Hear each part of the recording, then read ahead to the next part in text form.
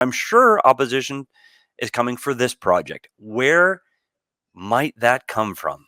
Well, I want to start by saying where it won't be coming from. There's no public referendum here like there was in Tempe, which if you harken back to the start of this process, they realized, okay, we can't have a public referendum because there's no appetite for these sorts of developments, whether people are fully informed on how they're being funded or not, because we saw a lot of the misinformation that was flowing in Tempe. But there will be no referendum. There are no jeeplets here either. So I can't say for certain because I don't know the law well enough, but I don't know that they're going to be concerned about the gift clause. Like, is Goldwater Institute going to come after him? Goldwater wasn't coming after him in Tempe either. Right. I think the structure of it was such that Goldwater wasn't concerned. And my understanding is that the structure is much the same here. Again, no G-plits though. So don't have to worry about that.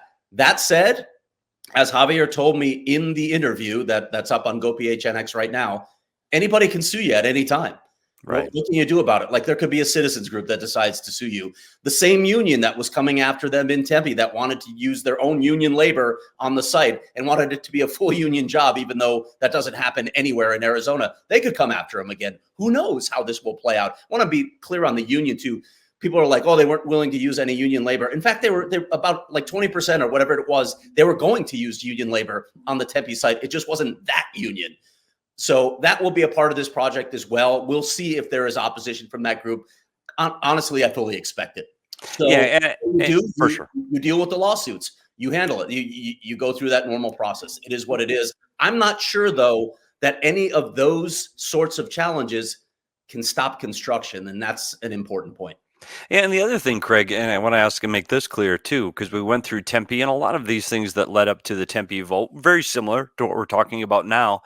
But I want to make it clear to everybody too that there isn't going to be a vote here. Like there is nothing to vote on here. Like the people of North Phoenix are not going to be voting if this arena is going to be built. Am I correct in that assumption? You are. Yeah. As I just said, no referendum here. Okay, so we check that box. So lawsuits, okay, that happens, and honestly, we'll see. And I wouldn't be surprised if you do say some of these things. I don't know about the community, but the unions may very well be.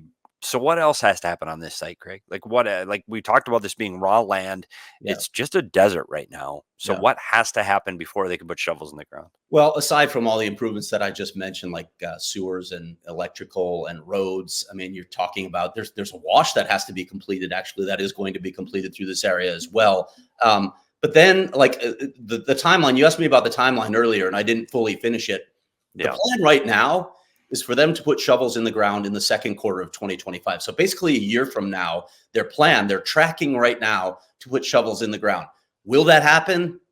Look, Petey, I don't know. Construction timelines are crazy. There's all sorts of variables at play here. Who knows if this will play out? But that is what they're saying right now. The timeline for putting shovels in the ground to begin actual construction of the arena, not the rest of the entertainment district, the arena first, because it will be the first thing that they build.